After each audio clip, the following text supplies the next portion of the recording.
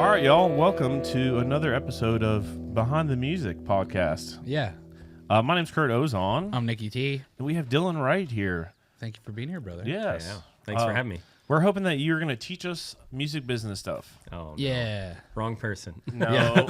That's what they all say. And then I'm like, how does this work? And I'm like, oh, yeah, it works just like this. I'm like, the right person. The right person. Yes. Yeah, sure. Well, First and foremost, if I may, Nick, congrats on fatherhood. Thank you. Proud of you. Yeah. We love Alexis, and we love you and your little baby. Well, thanks. Yeah, we're not sleeping much right now, so that's good. That does happen. You'll get more sleep in like 25 years or so. Exactly. That's what I'm told. When you're paying for college. Yeah.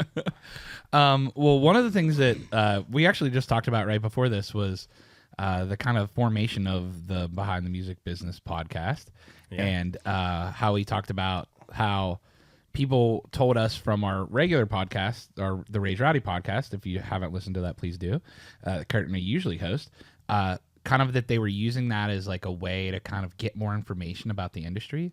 So we've started doing the Behind the Music Biz. Our buddy Peyton that you got to meet kind of started it up and crafted the brand a little bit. And then we are starting to do episodes too. So we were talking about people that we would love to hear from. And you were someone that we brought up that we thought would have a great conversation, be different than other people we've had on, and have an interesting story. So thanks for being here, man. Thanks for having me. Yeah, Absolutely. It's awesome. Essentially, it's like, you know, people always say it's like, really, you don't need to go to school for music. You should go to school for business. And I went to school for music. So, but we've got questions, and we want to hear what you've got going on also, because you work with some pretty badass artists. Very true. Have you ever done a podcast before? One. Oh, yeah. hell yeah. Yep. So, Well, I was just going to ask if you can, I know you kind of have an interesting story. I feel like everyone has an interesting story when they get into management. The artist stuff is, you know, of course, that way as well. But it's like, how the hell you get into artist management? Yeah. No, that's random too. So I didn't, talking about school, I didn't go to school for it. I actually didn't graduate from college. So I started off as an artist myself years ago. And it was, you know, I don't want to bash that portion, but I learned quickly that I wasn't meant to be an artist. My mom would argue with you on that, but as everyone's would. But no, yeah. Shout out moms for sure. Amen. No, so I started, you know, probably around 2009, 10, as trying to write songs and sing. Moved to Nashville in 2012 to pursue that. Learned quickly that I was not good enough, just honestly. Moved back to Michigan to start a band in 2013, 14 area. We did pretty well because there wasn't really a country circuit happening in Michigan. There was Gunner and the Grizzly Boys. I don't know if you ever heard of them. You know, they were doing some stuff, and they were a fun band. And it was us and them and a couple other people, but there really wasn't a scene. So it was pretty easy for us to get into opening up for bands, you know, like Old Dominion, Granger Smith at the time, and Chris Jansen, and we started getting on shows with those guys, Chase Rice, all great dudes, great bands, and then moved back to Nashville and started pursuing the songwriting thing. And I'll fast forward through that portion. We got to 2017, we were doing pretty good, and then the band dissolved. I liken it to just being young and dumb. You know, we were all just trying to figure it out, riding around, and I had a 2012 Kia Sorento as our band van. We were renting a U-Haul every single weekend from the same U-Haul place, and the guy's like, dude, you're not moving again. I was like, no, but you shouldn't be working here that long to know. So, and we were traveling all over the east side of the country. But band diffused in 2017, and I got a call from a buddy of mine who was from Michigan originally, moved to Lubbock, Texas, where his family was from, to go to school, and he was mixing sound in Midland, Texas, at a little place called Rockin' Rodeo, and the band was Flatland Cavalry. So the guys were, you know, doing the whole club scene, the little 200 people, figuring it out, and they said, you know, to my buddy Jake, they said, hey, if when we get to a point where we can pay you, we want you to be our sound guy, because you're the only guy that doesn't suck. Jake Teague. Yeah. And so he became their sound guy. They ended up parting ways with their tour manager. He knew my band just broke apart, so he gave me a call. And he was like, hey, dude, you want to come down and tour manage these guys? And this is where the story kind of gets fun, is I thought I had the perfect plan in mind. I knew Cleto from listening to, it was like Granger Smith radio on Pandora at the time, had William Clark Green and Randy Rogers Band and Wade Bowen and Turnpike and all those guys. And Flatland had a song on there. So I knew of Cleto. I went down, I hopped in the van with him for a weekend, met Cleto, loved the guy. I was like, yeah, that guy is way better than me at songwriting. Yeah, no doubt. He's way better than most people. Than everybody. Yeah. So I thought, okay, I'm going to go down, I'm going to write songs with Cleto for a year. I don't have a band anymore, so I'm going to have to start my own solo career and get this. And then along the way, I'll meet every venue manager in Texas. This is going to be great. So I'll have songs, I'll cut the songs, and then I'll go tour Texas. And from day one, I knew right then, I was like, oh, I'm meant to be on the business side. Because these guys were a hot mess, just like most artists are. Mm-hmm. I hopped in the van. They called me dad from day one, threw me the keys. I started driving them around. And I was like, oh, okay, this is why my band had any success at all. And every other musician in my band, by the way, they went on to do other things. You know, Kevin Vermillion, who I started it with, I believe he still plays with Elvie Shane, but he was guitar player for Elvie Shane for a while. Mm-hmm. You know, and a few of the other guys. Will Johnson plays drums for Dylan Carmichael, who I manage now, still playing. It's Holy crazy. Shit, that's awesome. All these guys went on to do things. Some of them went to producing and all that. So all very talented people. But again, we got our opportunities, I feel like, because we were just really good at talking our way into rooms. They're like, hey, you should let us play a show here. And they were like, I don't think so. And then we ended up playing and it worked. But anyway, so I hopped in the van, started tour managing those guys. I haven't written a song since day one. I think I've sang at like a cousin's wedding, so that's it. You know, so I cold stopped. And I was actually telling a guy this morning at coffee this story, and I said psychologically in the beginning it was really weird because I was doing everything that I was doing for my own band for Flatland, but then the job stopped at the stairs. So they went onto the stage and I stopped. And I was like, you know, being a musician yourself, how weird would that be? That you're prepping everything and then it just stops. Couldn't do it. Yeah, it's weird. Not a fucking chance. But also another way that I knew that this is what I was meant to do because I could do it. I could stop. And then a year went by and I didn't write another song.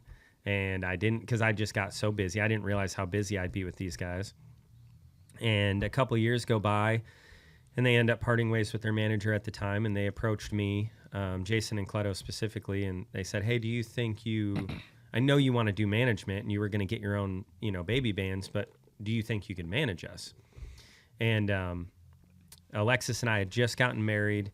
And so I went home, I talked to her, we prayed about it a bunch. And I was like, yeah, I think I can. But I wanted to take it really serious. I didn't just jump into it because I didn't want to do a disservice to these guys if I felt like there was somebody else who could come in and do it better. And there wasn't anybody else that I felt like would care as much as me.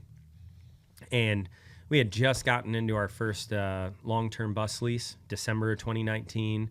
And I had a bit to do with that as well, just being the tour manager. So I felt like I had a pretty good grip on everything. That was the biggest thing we had. I had a good grip on everything. So I ended up saying yes. Me and Cleto took a 5-hour walk around Fort Worth, the city, downtown. We walked for 5 hours, gave Alexis a heart attack because she's like, what are they doing? What are they talking about? Is he going to be managing? Is he not? I don't know.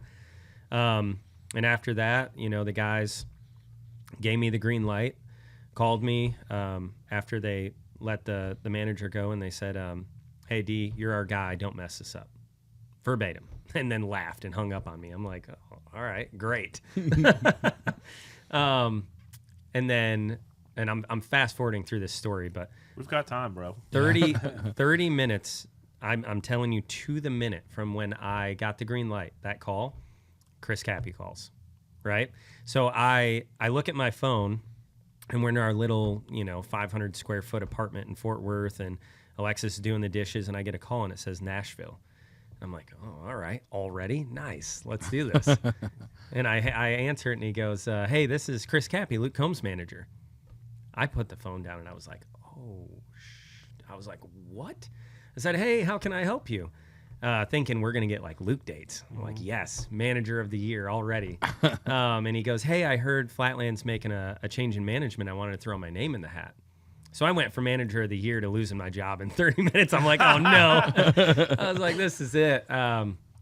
And, as you know, I feel like right there before COVID hit, I was like, there's no one hotter. Still isn't, but there's no one hotter in that moment than Luke Combs. Mm-hmm. And Chris Cappy being the manager of the hottest artist in the world, I was like, dude, I'm screwed. So I said, hey, it's funny you asked that or say that. They just made me their manager 30 minutes ago. And Cappy, being who he was like, oh, hey, no more questions. That's great, man. Congratulations. If you need anything at all, this is my cell number. Call me, text me, anything you need. And that was his first mistake. He gave me his cell phone number. Because I already told these guys that I was going to bust every door down. And I'm like, door got open to the best door. So anyways, I called the guys up right away and I said, hey, guys, Cappy called me. I would understand if you let me go, demoted me back to tour manager and made him there. And he was like, nope, D, you're our guy. We already told you. You're the guy. Do it. Figure it out. So I was like, okay, that was a God thing for me because I felt like in that 30 minutes or that hour span, I got like my dream job at the time. Mm-hmm. I had confirmation through there's not a bigger manager calling than Chris Cappy to take my job, yeah. Right? Not that he was trying to, and then the guys just saying, no, we're going to stick with you. It's good. So that started the management career and, Can I ask you a question? Yeah. Who bought you that Rolex on your wrist? Chris Cappy. And that, again, it's a testament to who he is. Absolutely. We're huge fans here, obviously. Yeah. Yeah, I can go on and on about that guy and everything he's done for me and my family and being a mentor and a good business partner. Mm-hmm. And someone who, in the beginning, we weren't sure. Again, a lot of that's scary when you're... Terrifying. When you're starting out and you're in the Texas scene and you've got Nashville up there, and I had some experience in Nashville in the business, but having been gone for 2 years, y'all know how it is. People cycle through jobs. I was like, label people are now in publishing, publishing's in management, managers are now in, I don't know, Home Depot, who knows? It's like I didn't know who was who and what was going on, and he took me under his wing, and, he did a lot for us in the beginning, a lot. So, yeah, and then got a Christmas present as a Rolex. I'm like, come on, dude. It's crazy. Well, you deserve it. I appreciate it. So tell me how, you and obviously he tried to steal your band, not knowing it. I should say it that way, but he recognized the talent in Flatland, which he told me he found them because he was mowing his lawn listening to, probably a Pandora station. And heard I believe he was. Live, we work out, and it was like, damn, these are good. Yep. How did you all end up teaming up together? Yeah. So after that call, I reached out to Henry Glasscock, our booking agent, and I said, hey, man, I really need to get connected with this guy. I've texted him a couple times, but I want to make a proper introduction through the industry to get a meeting set up. Cleto and I were coming up for publishing meetings and that stuff. So we grabbed breakfast with him in February. The guys made me manager January. February, we come up, we get breakfast with Cappy. He talked at us for an hour. I was making fun of him. I'm like, dude can talk. Yes. And he talked at us for an hour, went off about his life story, our life story, told us about ourselves. It was awesome. I was like, this guy. So 4 other months go by, and I keep in contact with him, and I told the band, I said, guys, I can do this. I want you to know I can do this, but we can do it faster with this guy. If he's still interested, please let me try to figure out how to get him involved. So Cappy and I spoke, and he was like, yeah, dude, I'm interested. I don't know what it looks like, but let's just meet with the band. Well, unbeknownst to him, I had already had a conversation with the band and convinced them that he's the guy. So we all get on a phone call, and he's thinking, all right, we're gonna work this out. The guys had already decided. So we get on, and they said, hey, we want you to be our manager. He goes, whoa. You guys already have a manager. He goes, all right, let's just stop this right here. We're like 10 minutes in the call. He goes, just stop the call, hang up. He calls me. He goes, what was that? I'm like, okay, yes, I should have prefaced. I said, I told the guys we really need you on the team if you'll be on the team. I don't know what it looks like, but yeah, let's talk about it. So he said, all right, we have 2 options. I can hire you at my company, pay you a salary and whatever, or you can start your own company. He goes, I think you should start your own company, and we'll just partner on this. Dude, you've worked your tail off to get here. You don't need to give it away to anybody, not even me. Just start your own company and do this. So we did. And he helped, walk me through the proper ways to start a management company, who I should have on my team, what routes I should take. So very grateful to all that. And after that, we just split everything 50-50. And since then, I told him after that first year, anybody that I sign, Cappy, you'll have the first right of refusal, if you will, to work with me on it. So that's why, we've signed 7 other artists together. And ever since then, I just bring it to him. I'm like, hey, what do you think? He goes, yep, done. Let's do it. Cool. And so what is the name of your company? Deep Roots Management. Yeah. Love it. Yeah. And so you have an office in there in Make Wake with the same place. So who are the other artists you work with? Yeah. I have Keller Cox, who you know well. Of course. Yeah. Alex Lambert, you also know well. Dylan Carmichael, the Panhandlers, Josh Abbott Band, Red Shahan, and Wilder Blue. Love it. What a fucking stacked lineup, by the way. Yeah. So you're like the red dirt guy in the office. Yeah, everybody thinks I'm from Texas. Yeah. Michigan. Yeah. Michigan, yeah. Michigan, Texas. Yeah. I love that, and honestly, like, I'm a guy that fell in love with red dirt music, maybe starting in like 2015 for me. So like hearing those guys' names, and specifically like the Panhandlers, which is just that's the super group of Texas country music. It's amazing. It's the Highwaymen. Yeah. It's super cool to hear that from a Michigan boy that came to Nashville, being that heavily deep in that scene. Yeah, it's pretty wild. Yeah. Yeah. And going back to how it all started and why I went to Texas, just, I don't know why I was doing it, but I was mowing people's lawns for free because, I don't know, I needed like some sort of a service aspect. And I had a couple jobs, and I was friends, family, stuff like that. And while I was doing it, I would just put my headphones in and I'd listen to that Texas country because it was different than what was on the radio. And that's why I liked it. And it was very lyrical. It was raw. It was rough, honestly, which I liked. I liked that it was rough. And that was before, that was like Bury Me in Blue Jeans days with Granger Smith. And I loved William Clark Green. I will never tell him that to his face. But I loved his music and still do. So it's just really crazy to think about going back to around that 2015-16 time frame and think about the fact that I work with these guys now is wild, and Josh Abbott, he came to me about the Panhandlers, just in the, he had worked with me a little bit because I was always on Cleto's side.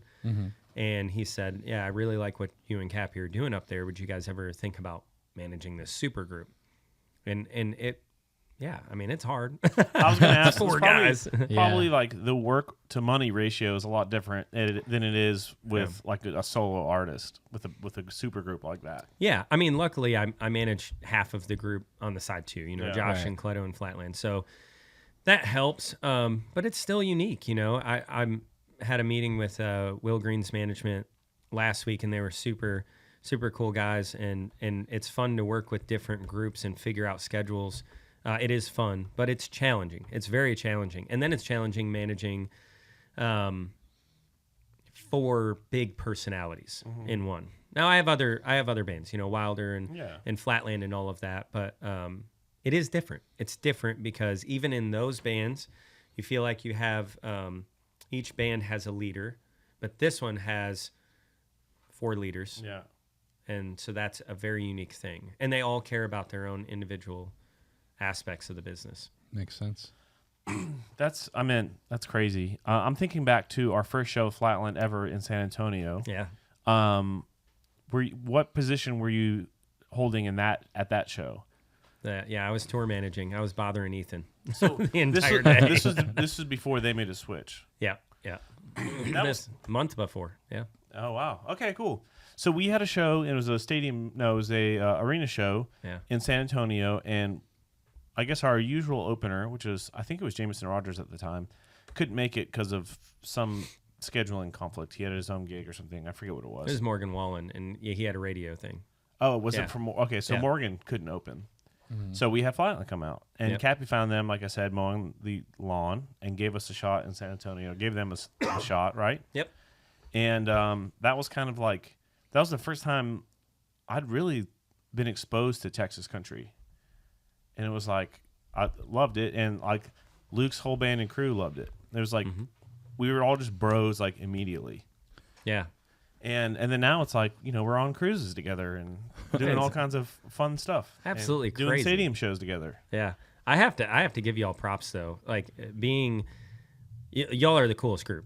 And I'm not just saying that because I'm here with you. Luke's band and crew and everybody from that very first day, y'all didn't have to embrace us. We were a fill-in band in Texas along a long tour. Yeah. And I felt like everybody right down to, the lowest man on the crew, and everybody was just so kind to us. And I remember, because I was the one working with y'all the most as the tour manager, and I'm bouncing around our first arena show. Don't blow it. Terrified, probably. Yeah, I was. And Ethan was great. And it's funny because Ethan has a demeanor about him when he's on the road where he's just very stoic. Oh yeah. But he was nice. He was like, "Hey man, we're good. It's all good. Yeah, everything's fine. You guys are doing good." And then ever since then, I feel like you've embraced the band. You've played shows with them, come out and did, Hurricane Harry's. I remember you popping out to that. It was fun. Yeah, and Luke's bass player Matt played. And Matt's played. Oh, he subbed in. Yeah. Yeah. I remember that show, seeing Flatland on the flyer and being like, let's fucking go. Like, as a fan, you know what I mean? Because I'm like, this band that I love, like, my 2019 most listened to artist was Flatland. Oh, wow. Right? Wow. Like, not my number one listened to artist. And I listened to a lot of music that year, but that was my number one. So, like, seeing that happen was like, as a fan's perspective, I'm like, oh, Flatland's getting a freaking shot. Let's go. Yeah. And so just knowing from my side of just loving the music and getting to see two artists, of course, I loved Luke and have since forever, but like getting to see another band that I was super into, getting that slot was like huge. Wanted to go to it, of course, did not. I have never been to Texas. You've never been to Texas? Never. Oh, we can change that. Yeah, dude. Come on. What do you think? I mean, who's got a Billy Bob show coming up? Right? Yeah.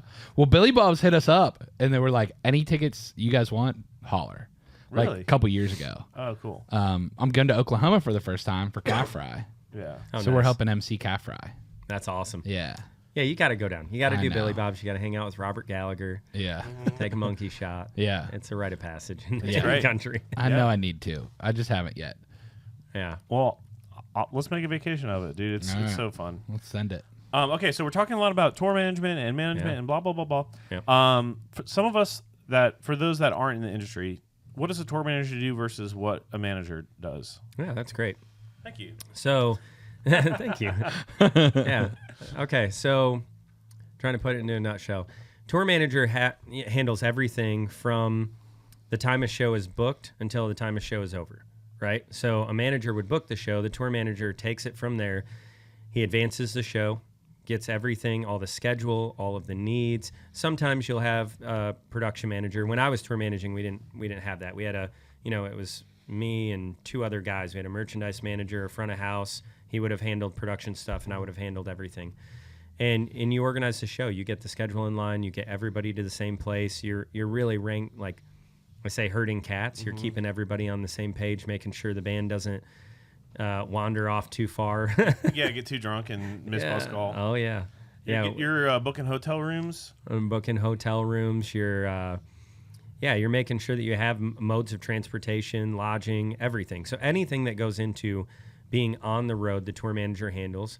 And a lot of times you'll do it in conjunction with the management. Just depends on what level you're at.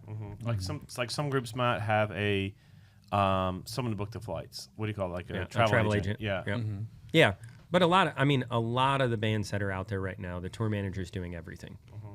So you don't have teams of people that are doing it all. So, at your level in Luke's camp, Ethan will do different things as a tour manager than what I would have done for Flatland at that moment. Yeah.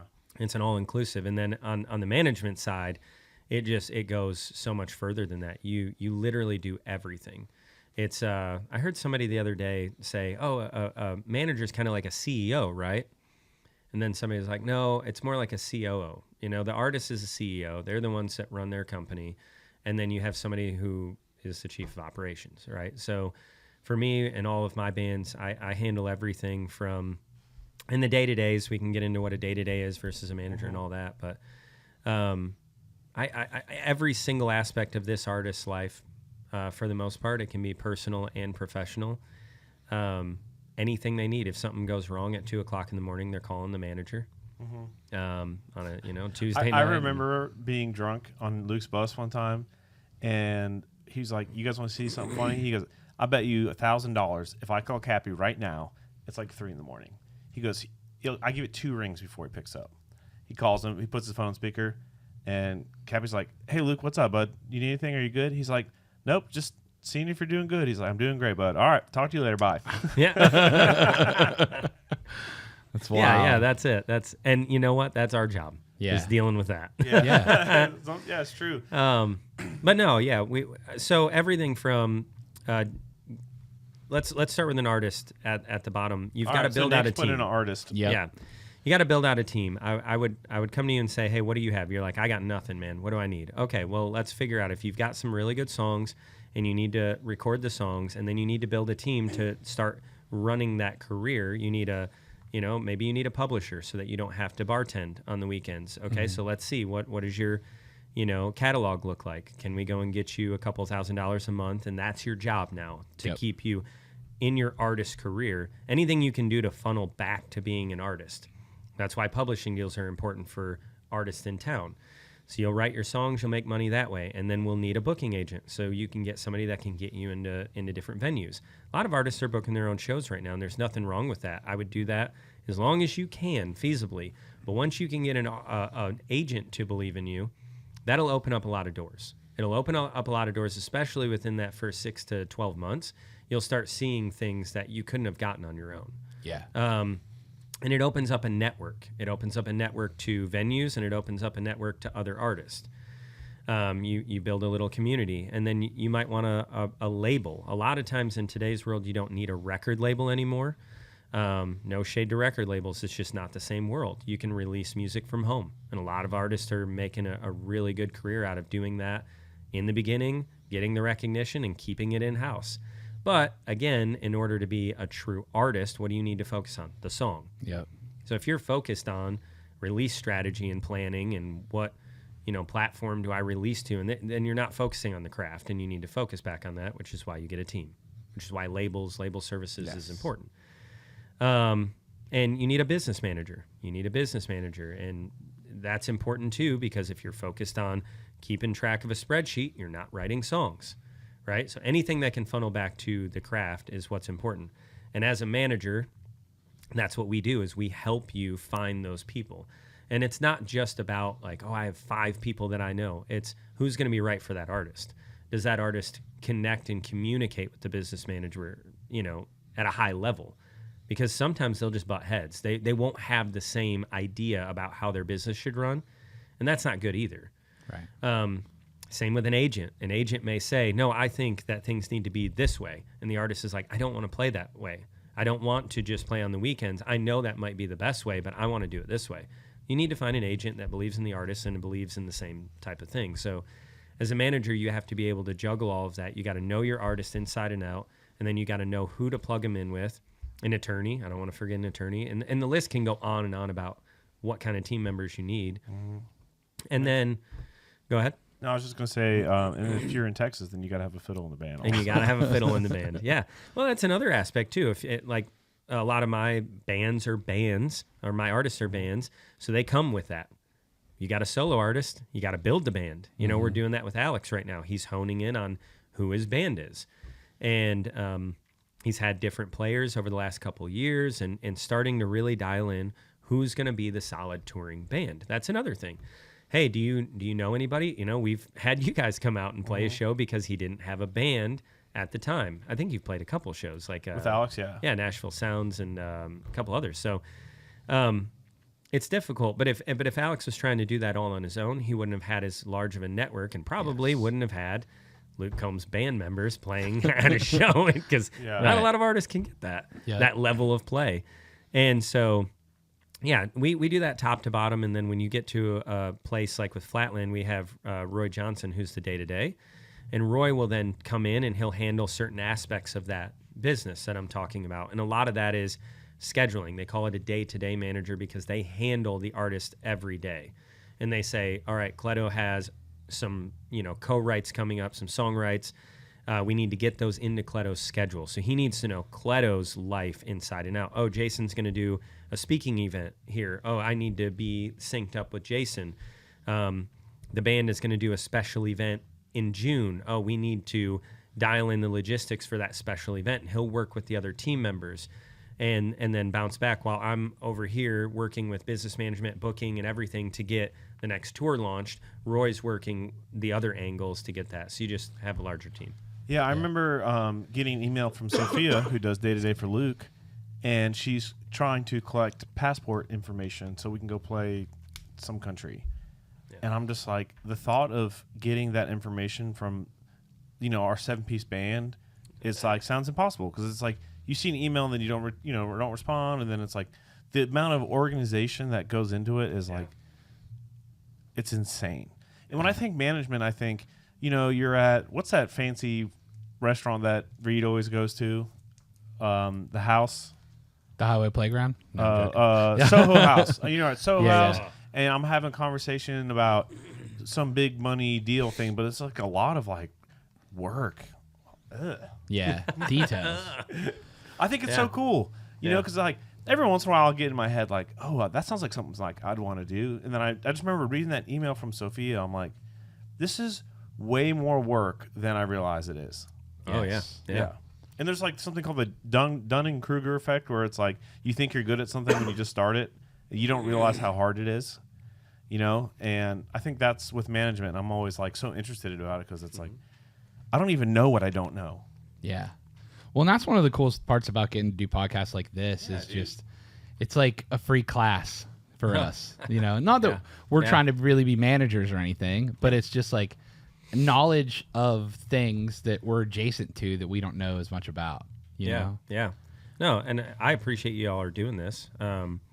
It's a resource that I think is important for people to have nowadays. And like I said, I got all of my experience from just being in it, and learning trial by fire and just failing and being like, okay, well, don't do that again, right? Yeah.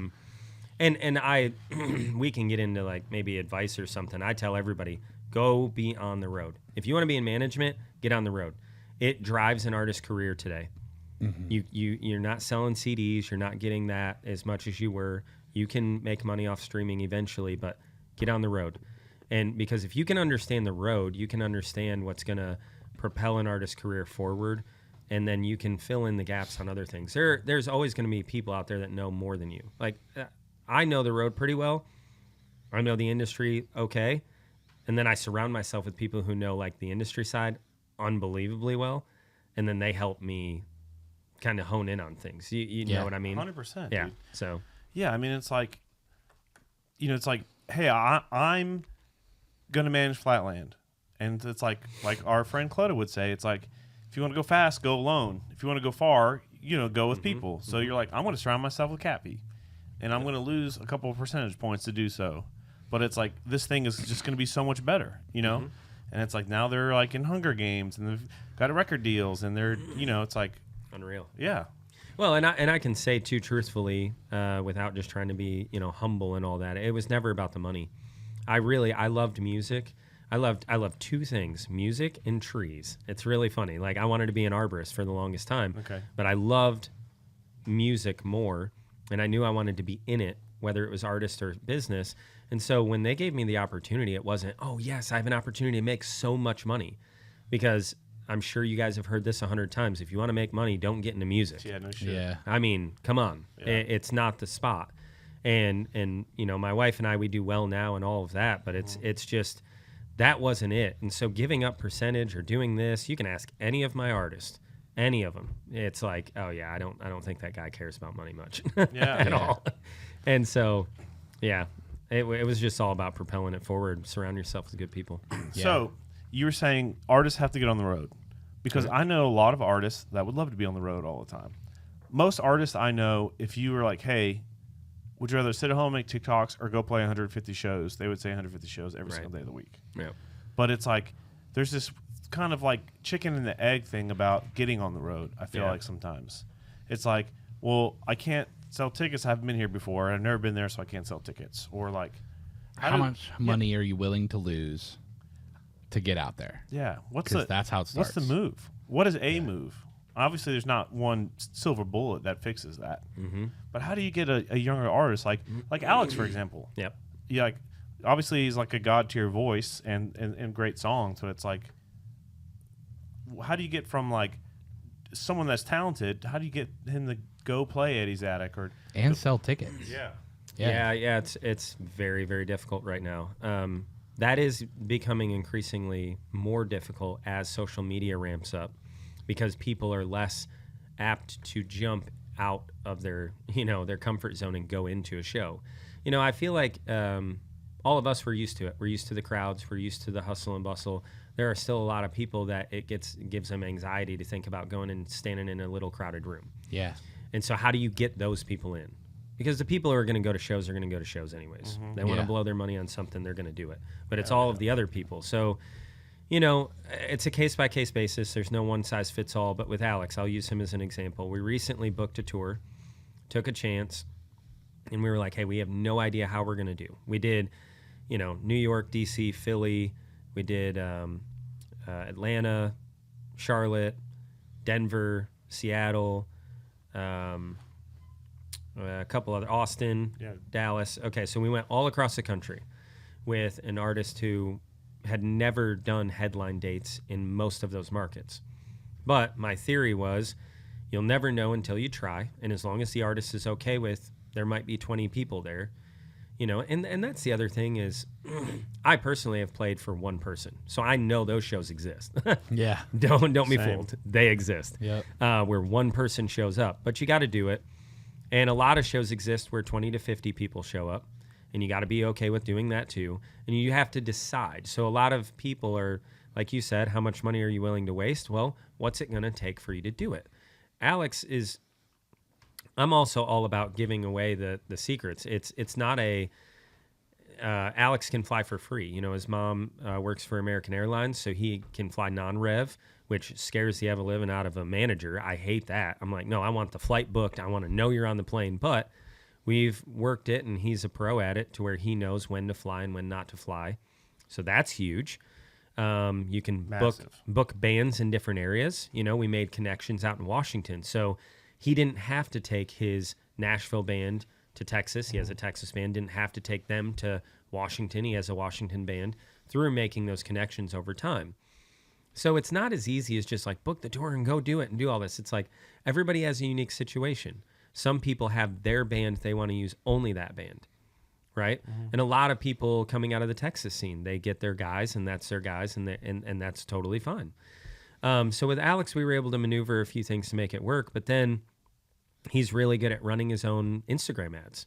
So he was really great at getting on there and targeting, throwing $50 on an ad in Charlotte, and then he's at the show, and he's also really good about getting out with the fans, talking to them and getting FaceTime and saying, hey, how'd you hear about me? Oh, there's an ad on my Instagram or my Facebook, and I saw your voice and thought, oh, this is cool. Let's go see what this is about. So we took a chance, and it worked because he ended up selling out, 3 of the venues. I'm trying to remember the city up in Washington he sold out. But anyways, we're selling 300 to 500 tickets around the country. And what are we able to do with that now? We're able to take that market history and take it to a festival or another artist and say, look, we're proven we can do, $5,000 to $10,000 worth of gross ticket sales here. Put us on the show. Yeah. We're proven. But before that, if you don't take a chance, you don't know. And it could fall flat. You could go out and eat humble pie and say, yeah, I only did 25 tickets. And then what do you got to do? Then there's a market you've got to work on. Yep. How do you appeal to those fans? Is your music right? Is it there? Some artists are, they're really in love with the idea of their music, but they haven't wrestled with, is this music really at the level it needs to be for me to be able to book 2 and 3 week tours? Because it all comes back to the song. Alex has the songs. Yeah. Anybody And that's the listening, voice. you should go listen and see. It's Yeah. he's got it all. Yeah. So we were very confident that he has the core of it locked down. Now it's just getting people to listen. And it's starting to roll. It's starting to happen for him where I think, he goes into the studio. I'll tell him. He goes in the studio next week, cut some more songs. We don't know when that project's coming out, but the dude is on fire. Love it. He's crushing. So that was unbelievably informative. I loved every second of that whole story. That's so cool for me to understand. That's exactly why I do this podcast, to hear stuff like that. Oh, nice. But he's gotten tours in Europe where it's like opening for established acts. Oh yeah. Yeah. And I should touch on that too. We, Cappy had just signed a new artist, that opened up a brand new lane for Make Wake. And, I called the day-to-day on that artist, Lewis, and I said, hey man, it just came across my plate from our booking agents that Lawrence, the band, is looking for support in Europe.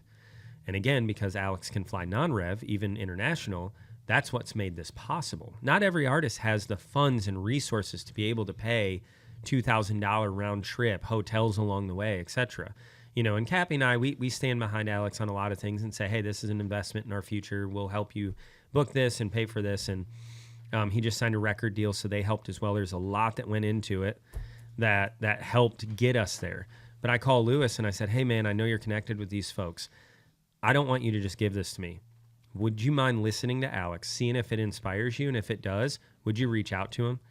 Because I also believe in that. I don't want the call to call. I want it to be real. I want the artist to earn it through their own way. And it gives, the artist a peace of mind that when they show up, they know they're wanted.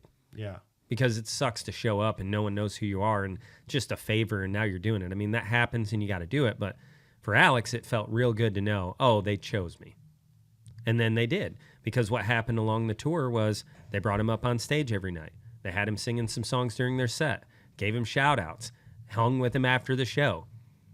Went so much further than him just 30 minutes acoustic guitar, no one pays attention to him, tour's over, and then you're like, wow, I just wasted a couple $1,000 doing that, Yeah. So that's how that came through as well. As a manager, is that stuff that you discuss? Like, hey, you gotta talk to these people, and like, I assume that is. Oh yeah.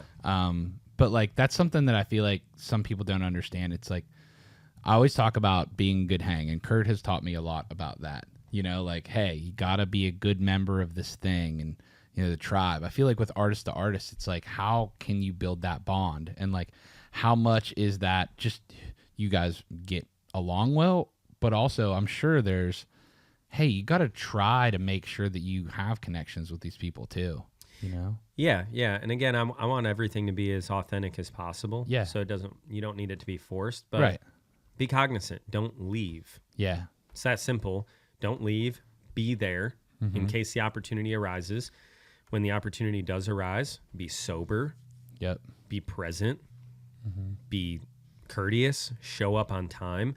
These are the little things that go a long ways with other artists, because other artists are busting their tail too, and they don't have time for BS. They just don't, and they don't want to have to babysit people. They don't want to have to work around you, and that's all fair. They shouldn't have to if you're a support artist. So when you have the opportunity as a support artist to get in front of the headliner, make yourself present, make yourself available, and then as a headliner, like on the flip side, try to talk to the artist and say, it's really important for you to give as much as you can to that opener, because somebody gave that to you. So be aware. And again, you run into it where people just don't mesh. Or again, somebody's not sober. They're not present. They're doing their own thing. They act like they're, above and beyond. I've found most of the time, most people are pretty chill, and if they are rubbing you the wrong way, they're probably going through their own thing. So it's not personal, but it sucks because sometimes you only get one shot. Well, we had a guest on the podcast who rubbed Flatland the wrong way. Remember with Connor? Mm-hmm. And he went out to dinner with his girlfriend. I guess his band at the time were hammered and throwing beer bottles like at the Flatland at the side of the venue or something. Yeah. They all got fired, obviously. Yes. Yeah. And so that's a whole nother story. But don't do that. Don't do that. No. And if you make Flatland mad, you really messed up because these guys are the chillest dudes ever. They are the chillest dudes and the nicest. This is absolutely invaluable advice that you're giving. Yeah. Because I think that we've got some folks that maybe are interested in getting into management, we also have probably a lot of artists that listen to it. Yeah. So this is great advice. And that's one of the things I want to ask is, like, what, now that you have multiple clients, of course, you're picking who you want to work with. Like, what qualities in an artist? Yes. Yeah. Like, what makes someone stand out to you where you're like, I want to help this person? Yeah. And I'm sure it's different with everyone, but it is. For me personally, I feel like I have to like the music, and I like all of my artists' music. I love it. I'm so proud of it because you want to be proud, and you want to be proud of the people you work with. Yeah. So, I'll use Keller, for instance. I'll use this story to explain how I had booked 3 different artists to open for Flatland at Hurricane Harry's. You were at this was one of the shows you played. And Cappy was coming down, and I had interest in all 3 of these artists. And Corey Kent was one of them, actually. And he's phenomenal. Yeah. And all 3 of those artists had played. I really enjoyed all of them. Corey went a different direction with management and all that, and that was fine. But Keller was selling merch that day because we didn't have a merch manager for Flatland. So young Keller, I think he was still in college, writing some songs. He was asking me all weekend hey, I just want to play you a couple songs. But he did his thing, and he was very respectful. And what drew me into Keller, amongst any of the other artists that actually played the show, was I could tell he was an incredibly hardworking kid. He was super, super kind, very respectful. And I knew it was somebody that if he had a chance, he was going to do all of the right things that it took to be successful. And we've been working together for 5 years now, and the kid has not skipped a beat with how hard he works. He's one of the hardest working, kindest individuals in the whole world, and he will win. He will win. It's going to happen. We have a batch of songs now. Have you heard the new stuff? Yeah. Oh, yeah. And I feel With Dwight. Yeah. And I feel like Dwight Baker, shout out. He produces a lot of my artists. So I feel like Keller's finding his voice right now, and he's really honing in on who he is. And he had a project that came out, Good Again Amen, that was very truly who he was in that moment and all that. But I feel like his grind is unbelievable. I gave him something to chew on maybe a year ago. He was talking about publishing deals and writing and all of that. And I said, Keller, I think what I've told a lot of people is if you want to be one of the best, then you got to do what nobody else is going to do. And I want you to take and write a song every single day in 30 minutes. And he's like, what? You can't do that. Write a song in 30 minutes. I'm like, I'm not telling you to write a hit in 30 minutes. I'm telling you to write a song. He's like, okay, that doesn't make sense, but why do I do that? I said, because there's a lot of shit songs in there, Keller. There just is. And you got to get it out. Yeah. And that's the only way. Stop overthinking it. These thoughts are going to be there. They're going to live rent-free in your mind, and they're going to show up when you're in co-writes, when you're trying to write the hit. Those bad ideas are coming. Write it. Get it out.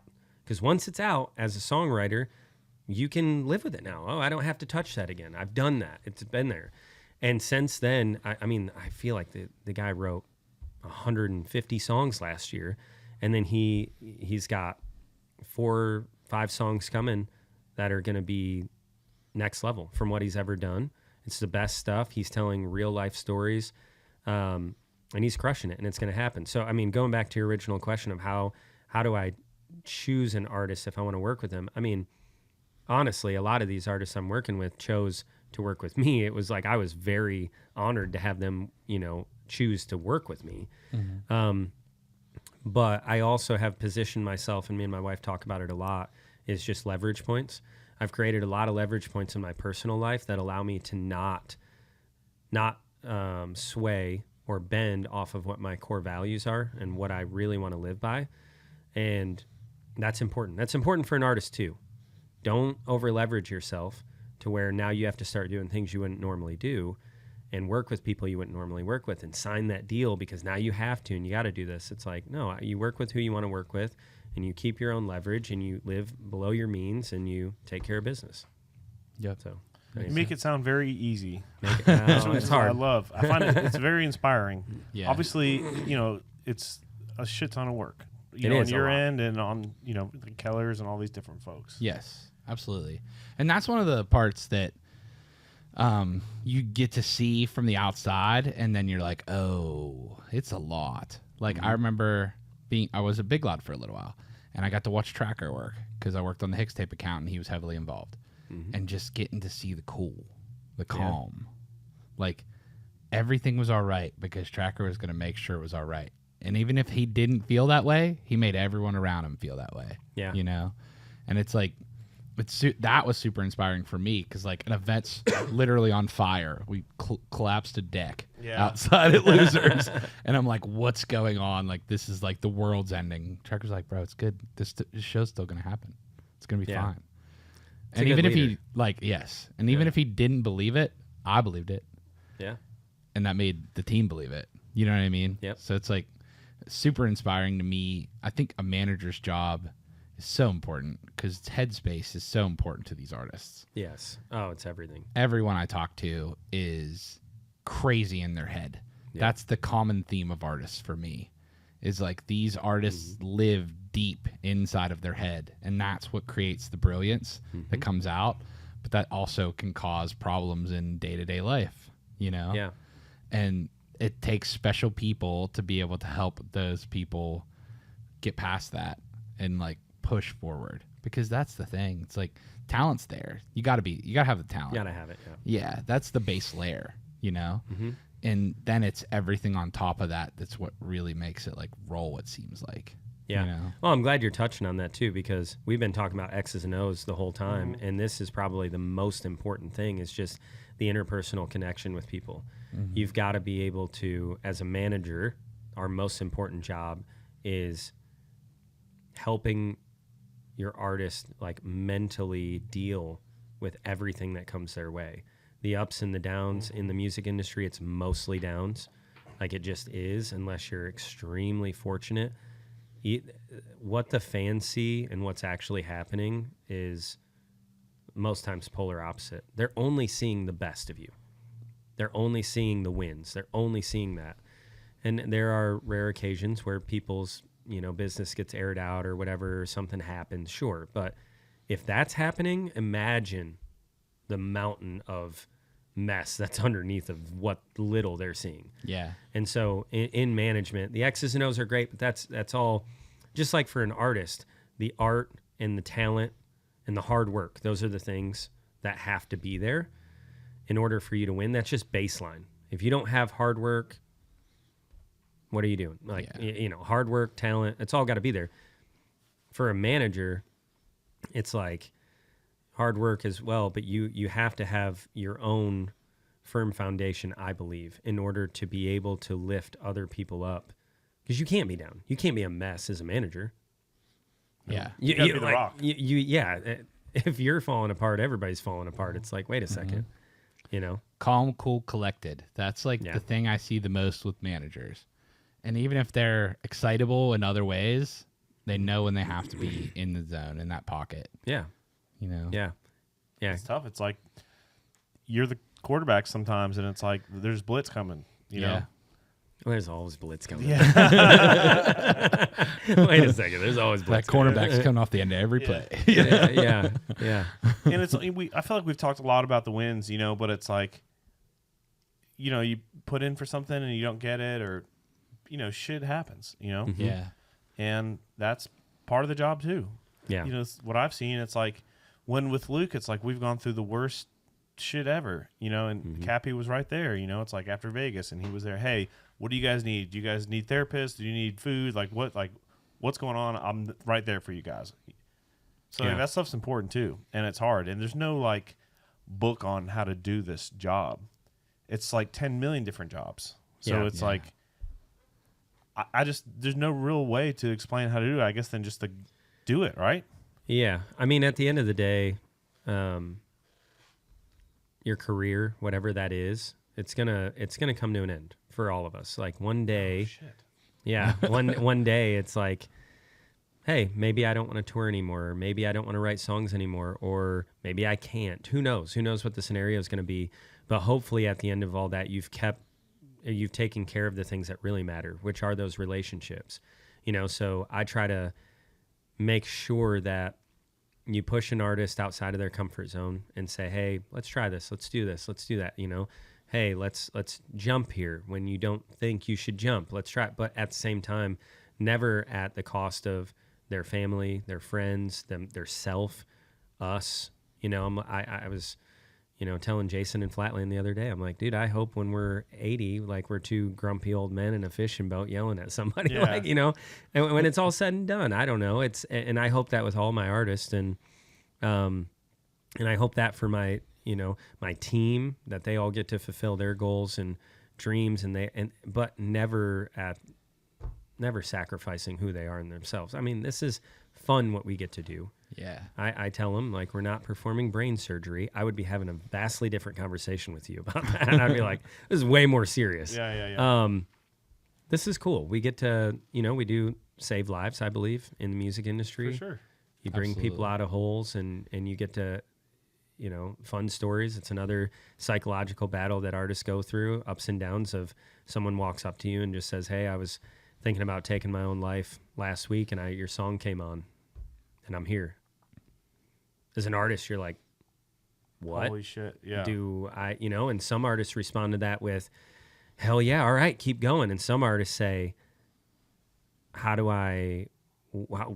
Me? Wait, what happened? Yeah. And then that's part of it as a manager, you hear those stories and you got to help them work through that. Or, I don't claim that I'm a, therapist or anything. So sometimes you just have to say, hey, why don't we look at this resource, or why don't we go here? And I think I'm a firm believer in everybody should have that. It's like we're all dealing with it, and managers deal with it. Yeah, managers deal with ups and downs and doubts, and did I fail this person and that person, because you have the weight of all of these artist careers in your hands, and sometimes they're only seeing you like once a week, and they're like, does he even care about me? Do you even care? Like, and I'm like, I care more than you know.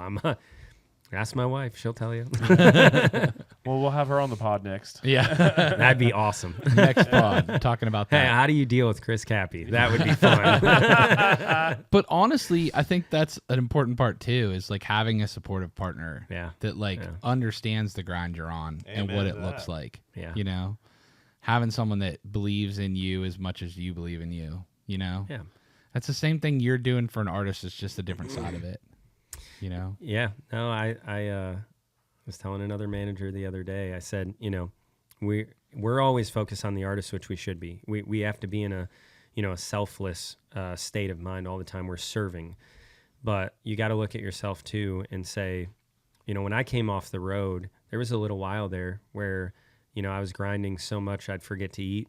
Alexis would be like, did you eat? I'm like, no, I'm not hungry. She's like, eat food. And, from you work until, 8 a.m. to midnight, go to bed for a couple hours, get back up, sometimes get woken up at 3 o'clock in that span. And it's what you do. And it's like, yeah, well, now that's different. Yeah. But you're dealing with the fact that it's like, hey, I saw you more when you were on the road than now. You're home all the time. And having to deal with that stuff too, and figuring out, oh, okay, I need to then remember to set boundaries for home. So managers go through this stuff too, where it's like, we want to be everything for everyone at all times, and sometimes we have to be, and you forget about that for yourself because you're not on the road, and you feel bad that you sent your artist on the road and they just dealt with a terrible venue, and you're like, man, was that my fault? Did I make a bad decision? And then you're trying to fix it, and then you forget to fix your own stuff, and you're like, I don't know. I tell any manager out there, like, don't forget to make sure you're good. Because if you're not good, you can't take care of anybody else. It's like on the airplane. You got to put your mask on first. Were you about to say that? Mm-hmm. Yeah. Yep. Yeah. You got to. Yep. Can't fix anybody else's problems if yours are the thing that's on top of mind. Yeah. And it'll be there. It'll creep up. Yep. Yeah. Well, dude, thank you for all this. This is gold. This is This is so great, man. And I appreciate that you are so smart and awesome, and they're managing my friends, and you're doing great. And I'm happy for my friends that they have you. Yeah. Maybe we finish with if you want to give us. Do you have any like sort of favorite stories or favorite wins or favorite stories? Oh man. What was like the first like really manager-y type thing that you did when you were at Flatland? Deal with Chris Cappy. It's called. No. Yeah. No. 30 minutes later. Yeah, we had. Gosh, it was a whirlwind. I mean, when I took over, COVID hit. And so I had the moment of like, what did I just do to my wife, who stuck with me through it all? But no, I mean, again, I can't go throughout a podcast without saying like my wife and I are both, we're Christians. We have a very firm faith in God, and he's carried me through it. Mm-hmm. So all of it was scary, but it wasn't as scary as it could have been. I've always been like, without Alexis, I'll eat ramen noodles out of a mud puddle. I just will. I'm so simple. But at the same time, I want to provide for her and take care of her. And there's a lot of stress with that comes with that in this industry. You never know. A lot of what you do relies on them. So in those early days, it was, okay, Flatland has this to clean up and that to clean up. We're in a bus lease, like I said, just signed a year lease. December, COVID hit in March. And I'm like, we're not touring, but we still have to pay $10,000 a month. How do I get out of that? Shit. So manager stuff hit quick where I'm thinking, and luckily we worked with really good people who were very understanding, and everybody worked through it together. But it was navigating those situations where we're thinking, I understand that you still have to pay a bus lease yourself, and I'm not trying to screw you over, but I'm also tasked with taking care of my artist who has no way of making money. We didn't know loan forgiveness was going to be a thing. We didn't know there was going to be anything. It was everybody was working together, and in those moments you had to make decisions that were like, what's right? What's right? And luckily we had bus companies that made a decision based on what was the right thing to do and to let us out of that in that negotiation. And because it would have been easy in those moments to think, I just need to get out of this, or I need to get mine now, and not think about what happens when it's all cleaned up. And you need a bus in 2 years. Exactly. And do people still want to work with me on either side? And booking agencies and jobs and different things. And should we play shows in COVID? How do you not navigate that? Are we putting people at risk? Is a socially distanced show proper? Is it appropriate? I don't know. There's just a lot that went into that was really difficult to navigate. So some of those first things, to get a little more lighthearted on it, I've had a lot of fun stories with Flatland. One of my, some of them I can't even tell. Yeah. But we had one moment where I had probably the scariest moment of my life. We were going up to Steamboat Music Fest, and we were in a 12, 15 passenger van. We had us, and Caitlin Butts was with us. I want to say she had maybe a band member or two. I can't recall, but the van was completely full. Trailer was completely full, and we're coming out of Denver, going over that mountain pass. And I remember thinking, I'm driving, and the brakes aren't working, and the front of the van's shaking, and we're going down, and it ain't stopping. And I was like, how do I get out of this?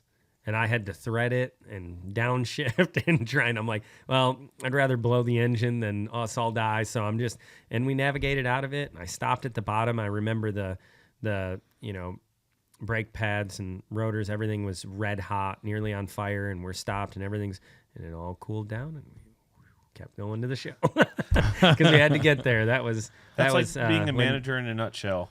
Yeah. Yeah, it was like, am I going to be able to stop this train? All while the band members are asleep in the back on gummies. Oh my gosh, yeah, that was on the way out of Steamboat in a blizzard. So, but yeah. So I've had a lot of fun times as a tour manager, as a manager, and all that. But it's all fun. It's here. Well, dude, we appreciate you so much for coming on. Thanks for having me. Thank you. This has been great. Well, you want to shout out your socials? Do you want anyone to follow you, or just follow the band? Yeah, follow the Deep bands. Roots. Yeah, follow Deep Roots Management. Yeah, if you're a really good artist that needs some management, Dylan will do it for free. Just kidding. Look, I'll meet with anybody. I'll give you advice. Yeah, for sure. Well, and that's the thing: talent, drive, and then vision. TikTok. No. Maybe a little TikTok. Unfortunately, you've got to take advantage of the resources you have, but it shouldn't be your main focus. Your song should be. Yeah. Good songs will get heard. Amen. I talk about that too with artists. I'm like, all right. They're like, what do I got to do? I'm like, go play shows. Write songs, play shows. Write songs, play shows, full band. Yeah. Acoustic's great. You got to be full band to get the needle moving. Mm-hmm. You know? So that's like, you got to be on the road. Yeah. Eventually. Take the bad shows. Yeah. They'll be the good shows later. Amen. Absolutely. Amen. All right, brother. Well, thank you guys so much for listening. My name is Kurt Ozan. I'm Nicky T. And we'll see you in the Music Business Podcast Row. Ending. We'll Thank you, Dylan. We'll see you on guys. Music Row. Yeah. Hey.